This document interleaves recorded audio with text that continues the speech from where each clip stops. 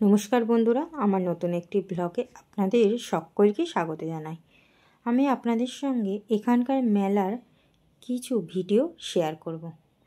এখানকার মেলা বলতে আমি কর্ণাটকে থাকি, তো কর্ণাটকের মেলা কেমন ধরনের হয়। এই মেলায় থাকে না কোনো জিলিপি, গজা, বাদাম, চটপটি, ফুচকার দোকান।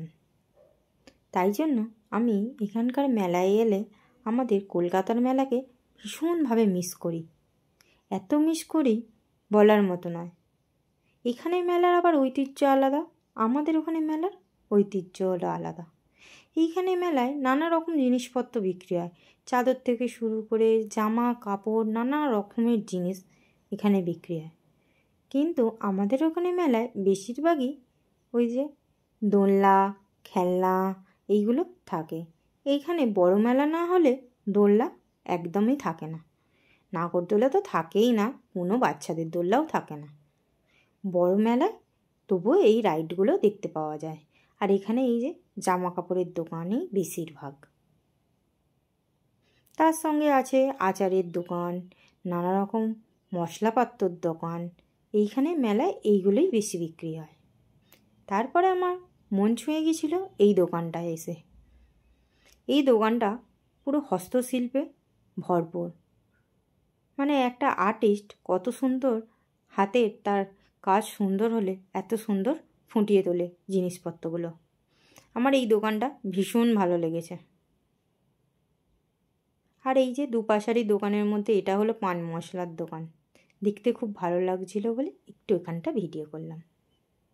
তারপরে এই যে আমাদের ওখানকার সব কাপড়, এটা কলকাতা থেকে এসেছে ইনারা। তারপরে চলে এসেছিলাম এই ফাউন্টেনের দোকানটায়। খুব সুন্দর লাগছিল এই দোকানটা।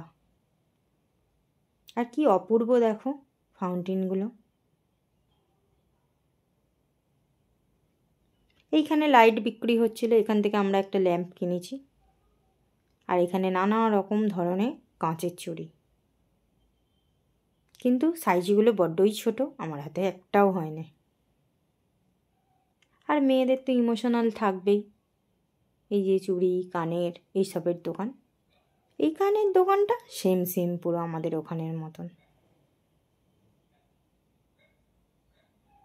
তারপরে বেরোবার পথে পড়েছিল এই দোকানটা। কি সুন্দর, এগুলো সিমেন্ট দিয়ে বানানো, দেখতেও খুব ভালো লাগছিল। গার্ডেন ফার্ডেনে রাখার জন্য এইগুলো খুব ভালো ফুল দিয়ে। তাহলে আমার এখানকার মেলার ভিডিওটা কেমন লাগলো আমাদের জানিও কিন্তু। দেখা হবে নেক্সট কোনো ভিডিও। এখন টাটা। আর মেলা থেকে কি কি এনেছি, মানে কয়েকটা জিনিসই কিনেছি, সেইগুলো দেখাবো নেক্সট ভিডিও। নমস্কার।